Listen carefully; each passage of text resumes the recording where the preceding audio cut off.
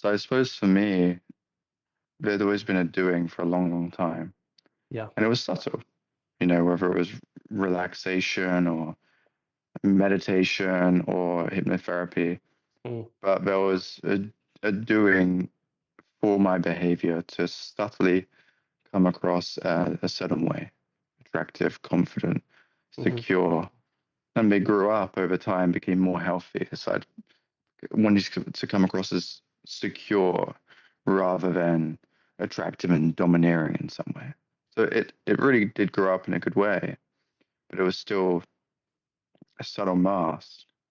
mm, And so at the beginning of going deeper and deeper in shadow work, a lot of that dropped away.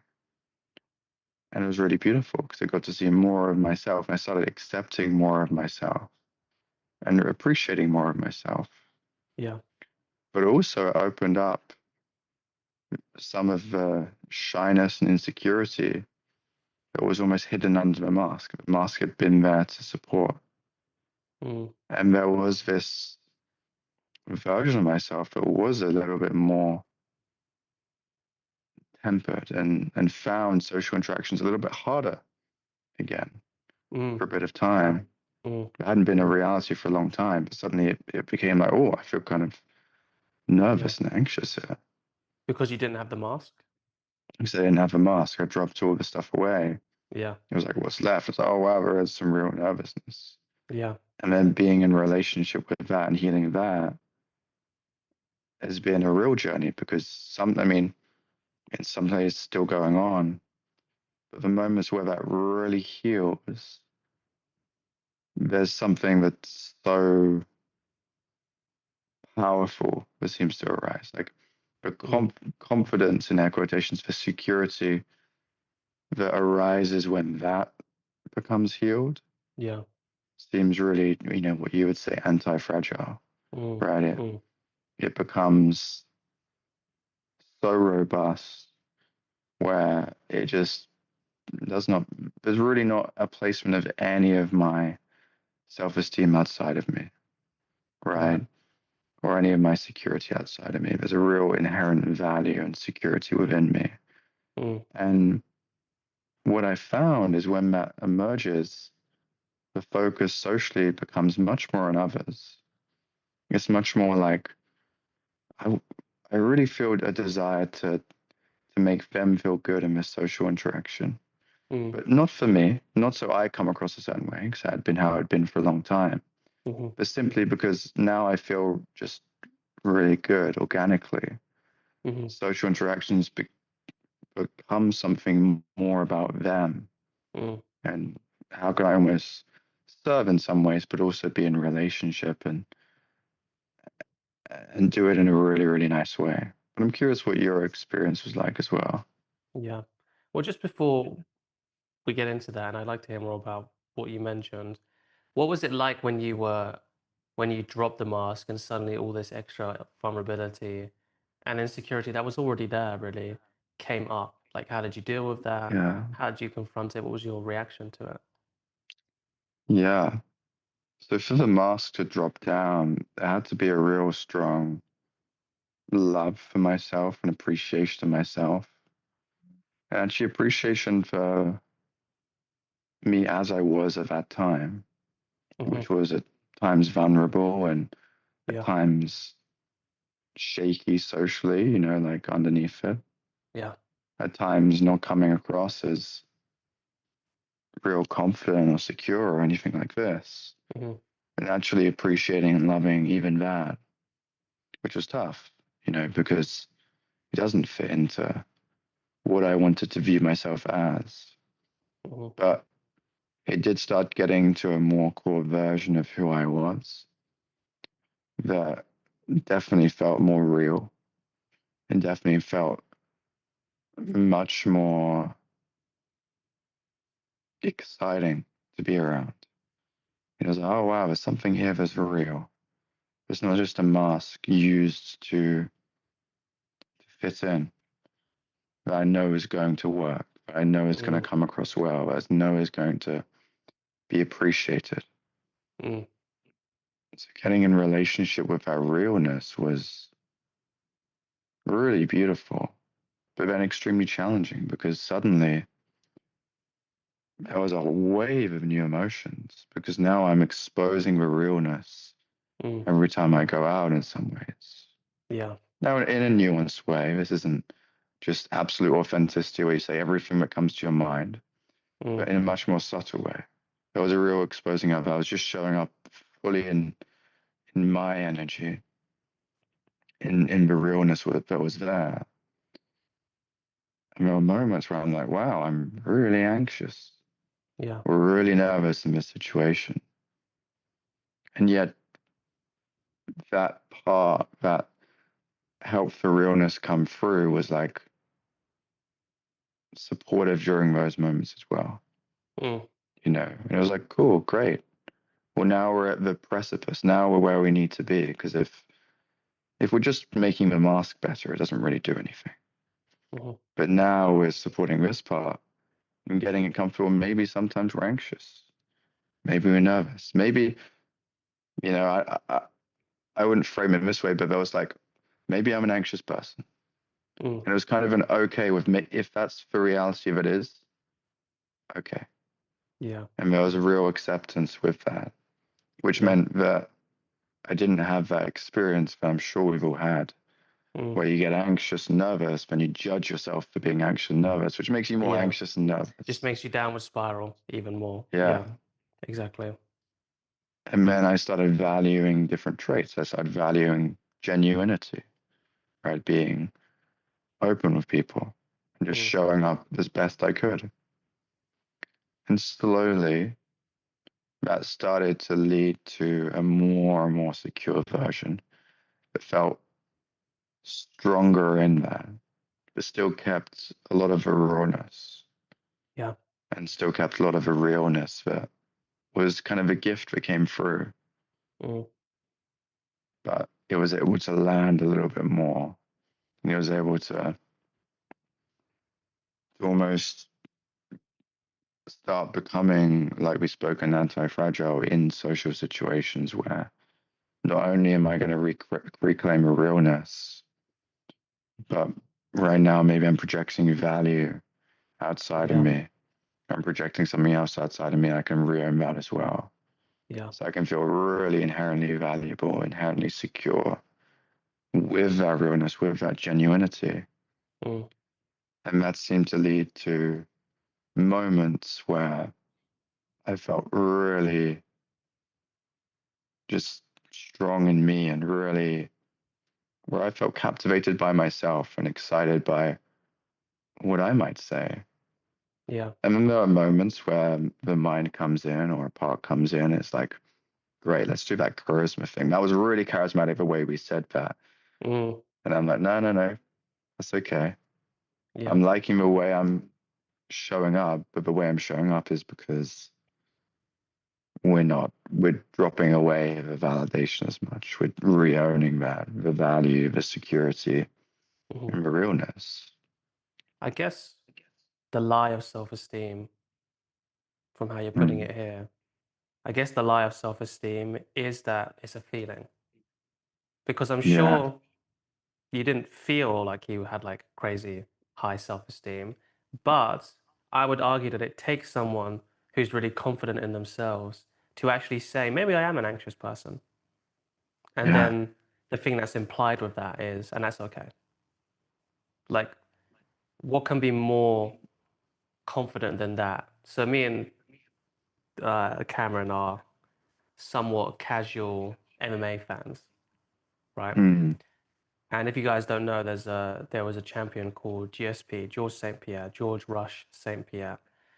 And he's, to my knowledge, the only fighter that's ever said, and this is like somebody who's in the Hall of Fame, is on the Mount Rushmore of Yeah. UFC fighters, would openly say in press conferences, yeah, I'm afraid of this guy. I'm afraid of losing to this guy.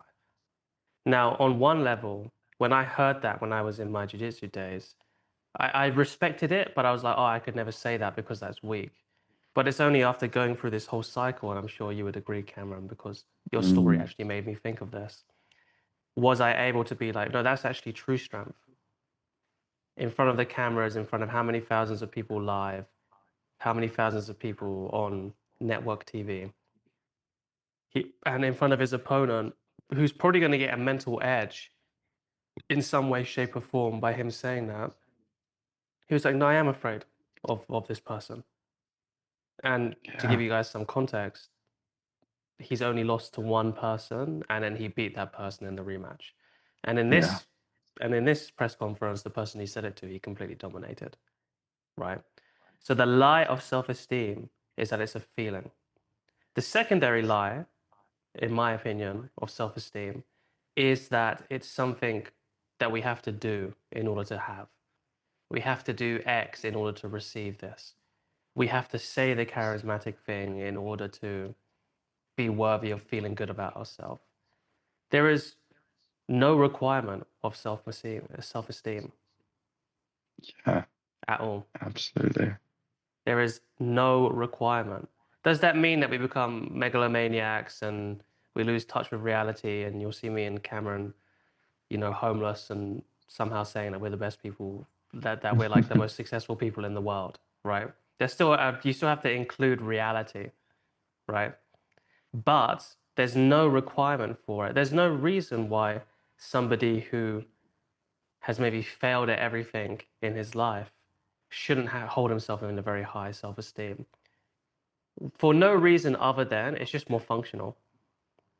Yeah. Not Absolutely.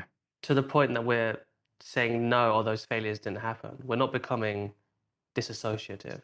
We're saying no, I did all those things, but yet still I'm here. I'm still trying. I've learned so much. It makes you more creative. It makes you more focused. It makes you better at problem solving. It means that when you have self-esteem, which is basically just self-compassion, right? You can go through a stressful time period for longer. The stress can be more acute, and you recover from the stressful event much better. Yeah.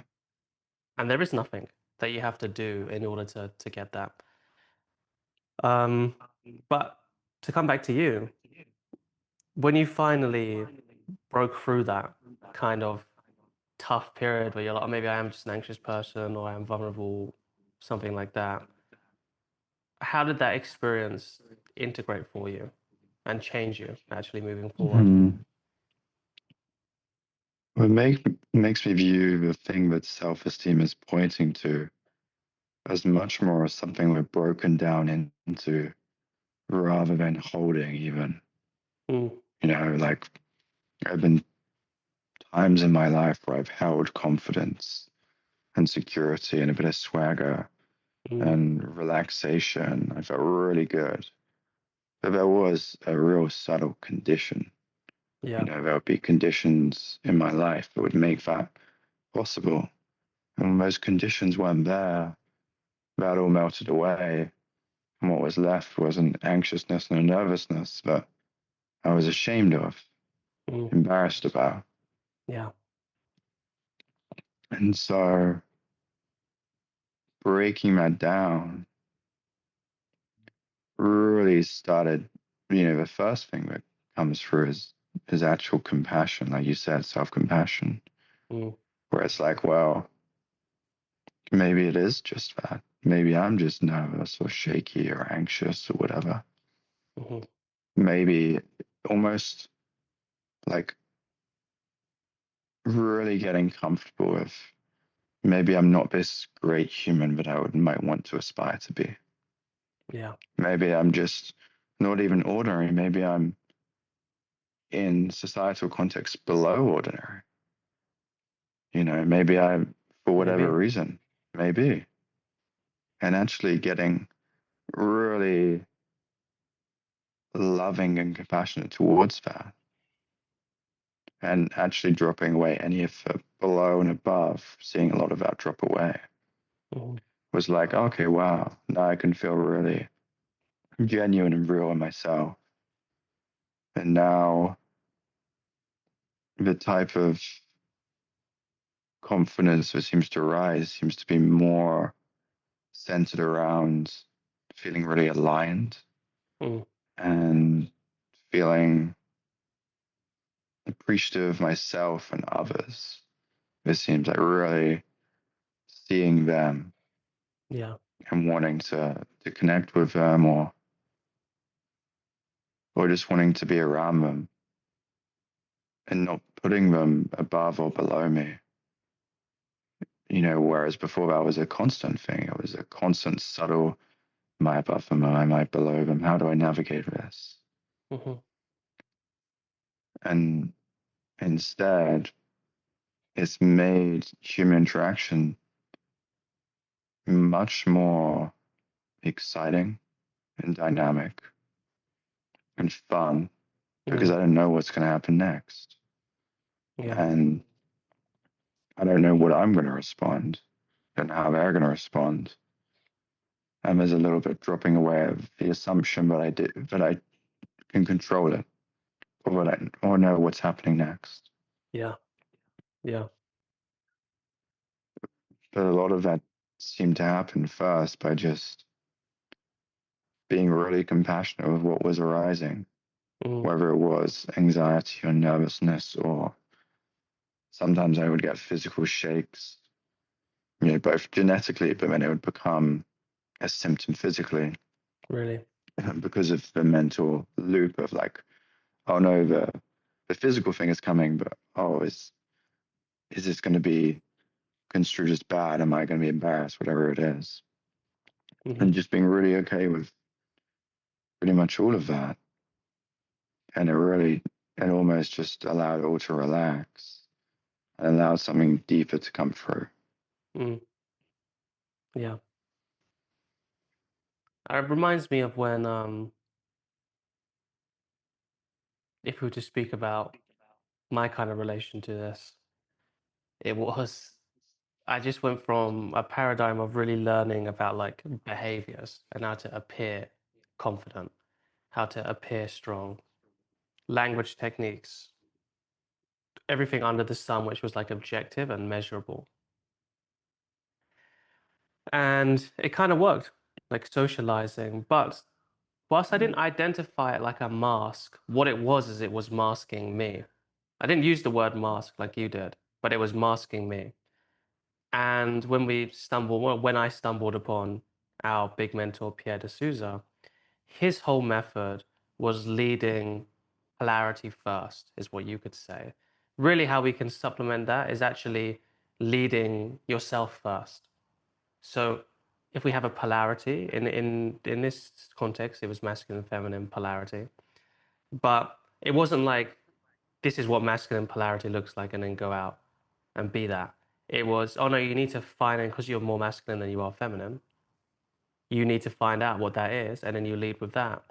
And I went from a paradigm of just learning about behaviors, acting in a certain way, trying to do, emotional spikes or like trying to be more interesting. All of this stuff is like doing, doing, doing. And obviously, because it's coming from me, a certain amount of my personality was filtered through that. But actually, when I came to Pierre's method, it was a taking away of all of those crutches, right? That's how I Mm, identified it. Actually, it was crutches. For you, it was the mask. And actually, that whole year, because I was doing this in the context, I was a young guy, I was doing it in terms of trying to get more dating connections because I really, really didn't have any confidence in that era when I was basically since going into teenage years into early adulthood. yeah, And I went from actually being pretty comfortable in the social realm, comfortable not being myself, obviously, but still comfortable. And I was getting dates and making these connections, all this kind of stuff. It was never out and out, like I was never lying about anything. It was just like, all those behavioral charisma channels where they're like, oh, you need to do this and then you do this and this is what a confident man does and this is what all of this kind of stuff, right? It was that kind of flavor. Well, working with Pierre took away all of that. And suddenly all that was left is all of my quirks, all of my desires, all of my wants, all of everything that was me.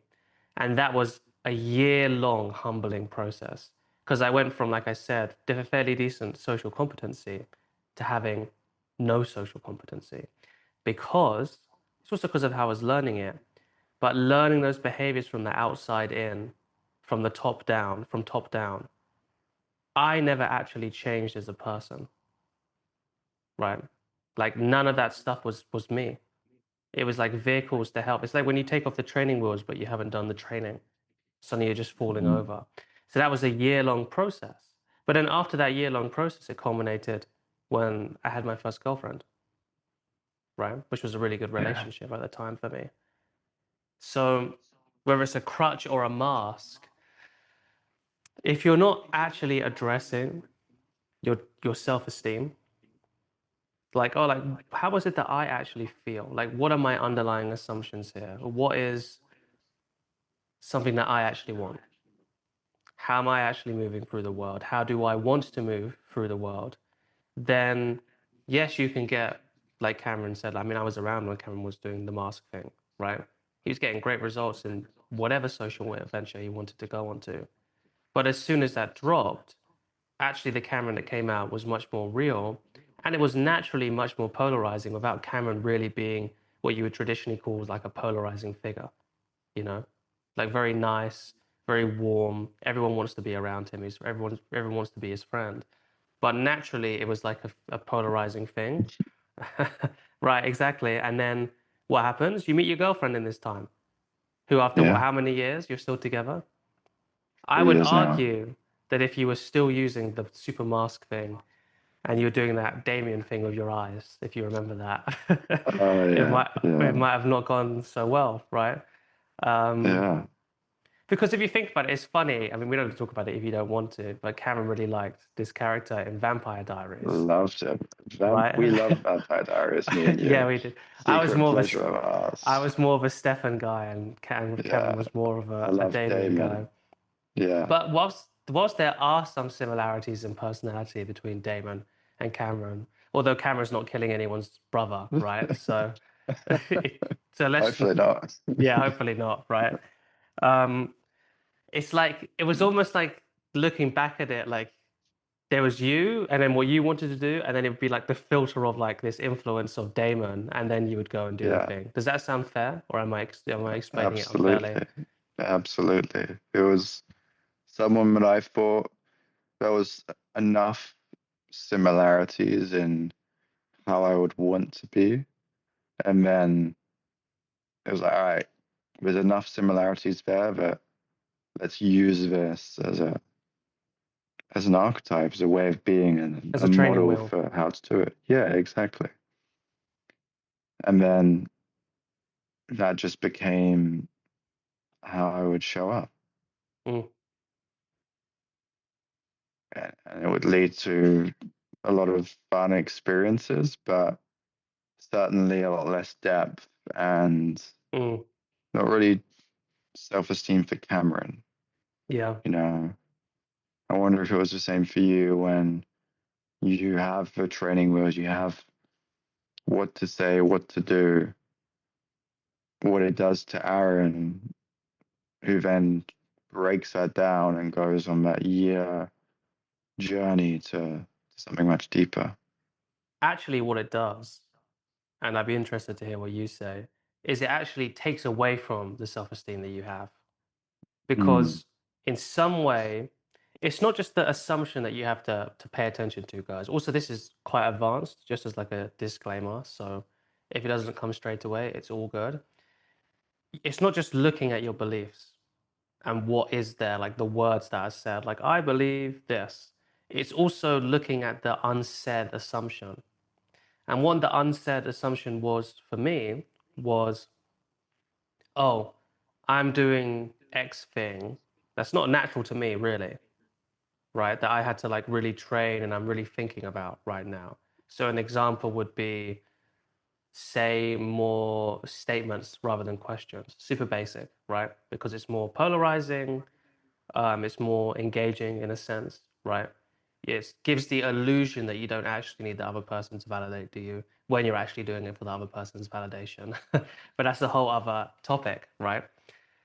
It says, oh, wait, these things are working, but Aaron before, or whoever it is before, wasn't working. Therefore, the underlying unsaid assumption is not just, oh, I'm getting all these cool results and that's a win for me, but the authentic version of me isn't good enough for this. yeah. Because if that was the case, then it would have worked before. Now that there's obviously a lot of flaws in that, but that's what underlying assumptions are. They're not data based. They're just snap decisions. They're snap internal decisions where you're like, oh, this doesn't work, or this works, right? Was that similar for you? Yeah, absolutely. And I really love what you said about the illusion of not needing validation Yeah. when it's all for validation. It's all for validation. That's the funny thing about it. That's why it's all fragile. That's why the people Yeah, in that space, and I'm not saying this to have a go at them, obviously, because if I was, then I'd be having a go at me and I'd be having a go at you, right? Because we used to do all that stuff too. But it's the short term. It's such short term thinking, isn't it? And I'm getting the reason why I get passionate about this is because I'm like, oh, I can't believe I didn't see this, right? But it's short term thinking. It's like, oh, like I can do this and it gets me the results. But what is that doing to my identity, to my self esteem, to me over the long term? yeah. But it's so And easy to get lost in that, isn't it? Oh, please. it's really impossible to have a relationship as well because Yeah. what are you going to do? You're going to hold it forever, Mm. hold it for 3, 5 years, doing Yeah. really hard. And then you just create resentment because you feel like this person isn't here for me, they're here for the thing I've created. Yeah. And that's not their fault, right? I did this. Hmm. And I'm resentful of them for not loving me, but that's because I don't love me Yeah. properly. Because you didn't give them the opportunity to even see Yeah, you, let alone love yeah, you. just completely hidden. Hmm. And like you said, when you're doing that, you're strong, but you're quite brittle. Yeah. You know, the moment it breaks away from where you're strong, you become incredibly weak. You just collapse. Yeah. You know, because the thing you had created, where your self-esteem and confidence lived, was really conditional. Mm. And when those conditions aren't met, you're met with just what's left underneath, which is maybe the anxious, nervous version of yourself, Mm. where you feel a lot of shame and guilt around. Yeah. And when you get into that, it just really collapses. But deep down, you know that's there. Hmm. Deep down, you know that's what's truly you right now, Hmm. and you're hiding it. And so there's always that underlying unconscious split. Even when you have the dopamine of having a success, Mm. there's a part of you that doesn't feel that. Yeah.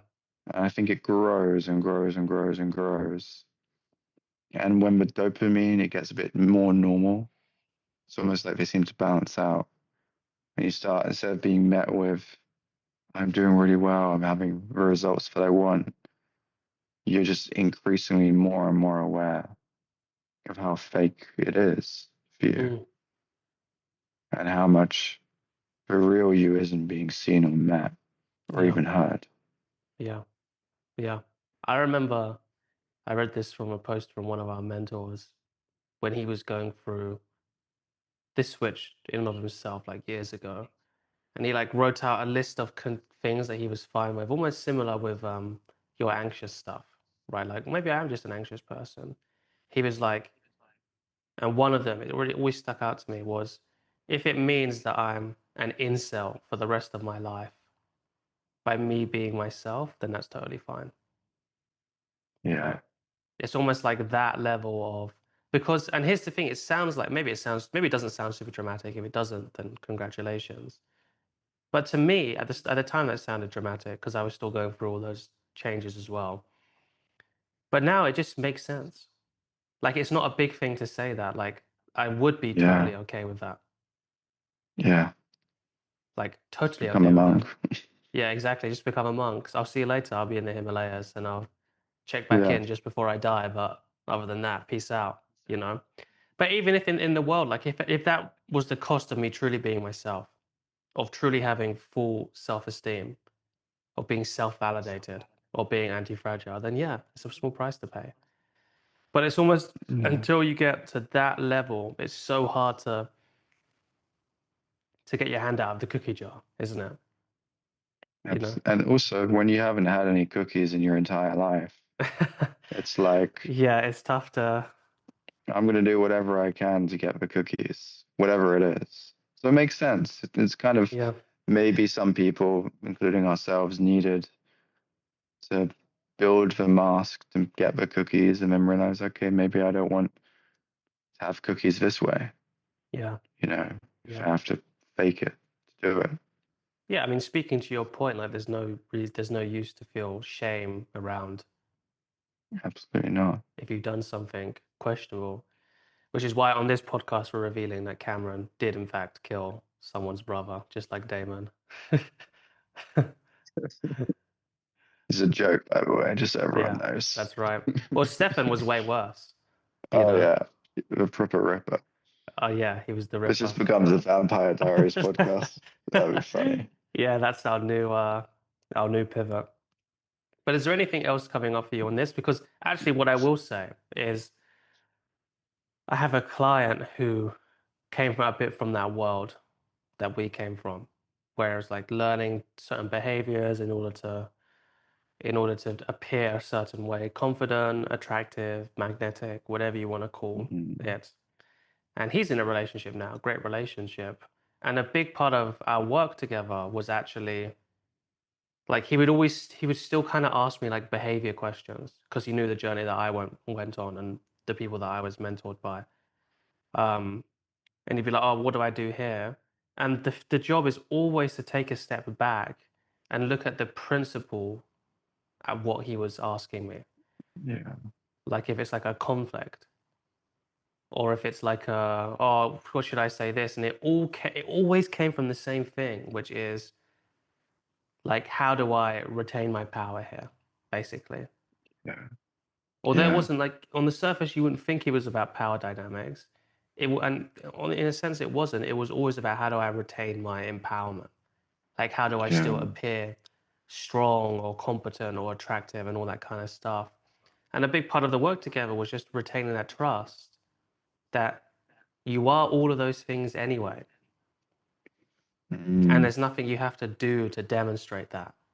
And yeah, actually, when it comes to navigating, like, let's say this boundary or this conflict, almost always the behavioral answer is to talk about it and to be like, absolutely. this is what's going on for me. I don't like that. I don't like it because of this, without using any blaming language. What do you think about this? You know? Yeah, Rather than trying to, whenever you're in the mindset of I'm gonna try and win this frame battle, or I'm gonna try and get one over or anything like that, it's done. mm, yeah. Yeah.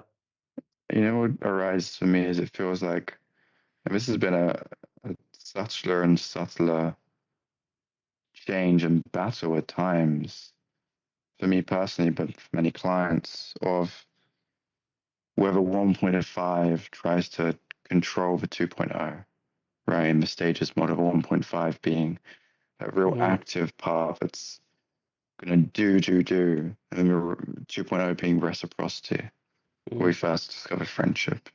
yeah. And so many times I've noticed how I've approached reciprocity is subtly planning ahead, controlling, figuring out what to say, even if it's post using techniques.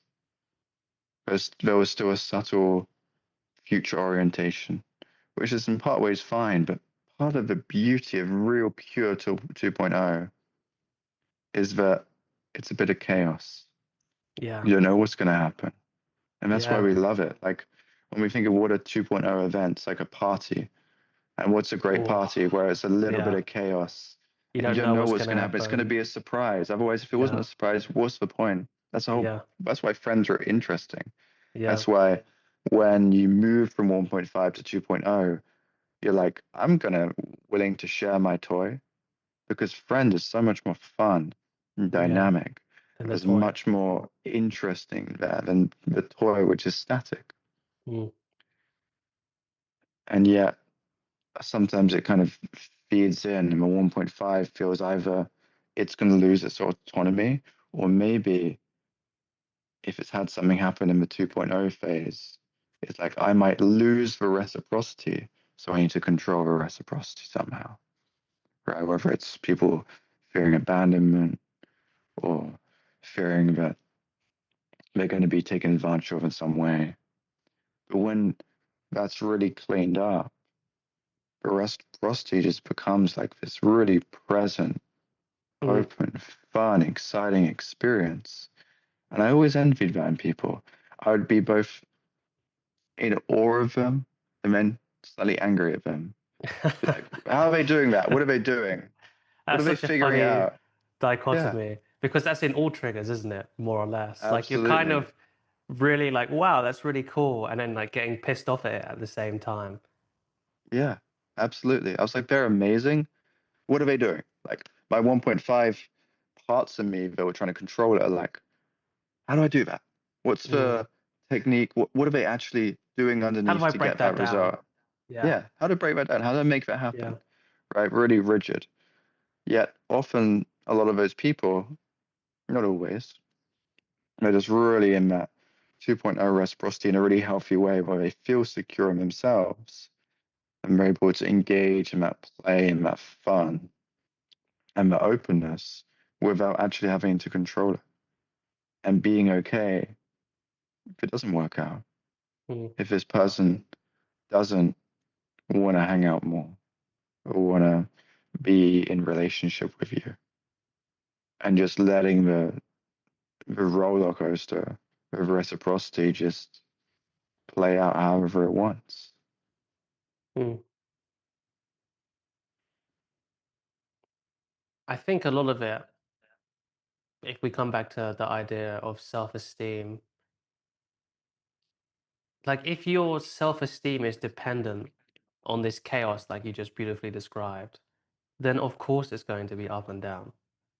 Yeah, of it orientating in a certain way. Yeah. Of it Yeah, being in a certain way, orientating in a certain way, exactly. And whilst I definitely wouldn't call ourselves stable, our identity changes all of the time, so many different emotions and thoughts. It's because self-esteem is something deeper than that. It's some it's something which, like if you really think about it, how could you ever not be enough? yeah, How could not even you, how could anybody ever not be enough just as they are? We're not talking about past actions, maybe there's something you regret or what you've been told, all this kind of stuff. I just meant a human being in the moment right now. How could they ever not be enough? It's the same way even as like an animal. Like an animal, if you just see like a cow, like how is that cow like not enough? Because the question that's doesn't it. even make sense. Like that cow isn't enough. Like what do you mean by that? Like what I'm trying to communicate is it's not like even like a really warm, heartfelt message, or I do feel a lot of warmth when I say it. It's just like nonsensical. Like Yeah, how could you say that person is not enough? Okay, maybe they've done some stuff that's questionable, or maybe some really bad stuff. But I'm talking about them as a person when they came into the world, or just them as they are now existing in this moment, because all there is this moment. How could there be any lack in that person? absolutely. Just in that moment, all we're doing is to create the not enoughness. Mm, We're constructing the past, the future, and the idea and the conditions that this means they're not enough. And yeah, even the idea of not enough doesn't even make yeah, sense to begin with. yeah. I mean, you could say someone's a good or a bad person. That would make more sense, right?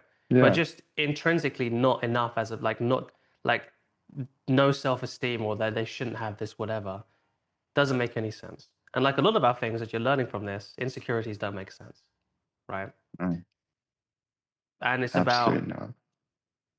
I guess, how you would condense that down is if you see with enough clarity about how the insecurity doesn't make sense and it's not got anything to do with you, then it just arises and passes away like it was never there. Yeah. Even I love, the view from more of a even religious perspective where people are like, well, you were clearly enough for God, that's why you're here. Mm, Except some of that feels like it's adding on. It's like adding on a perspective. Mm, But I think what you're speaking about, at least what I'm hearing, is this just seems to like this is the only thing that seems to make sense yeah. if you stop constructing reality in some way Mm, of not enoughness or this or that, because it just doesn't even make sense to do that. Putting these labels on every human that's existed as yeah. they grow from a baby. When do we decide that that's the thing? Because no one would do that to a baby Mm, unless they're really in a tough place. yeah. But the majority of society wouldn't do it to a baby. So when do we start doing that?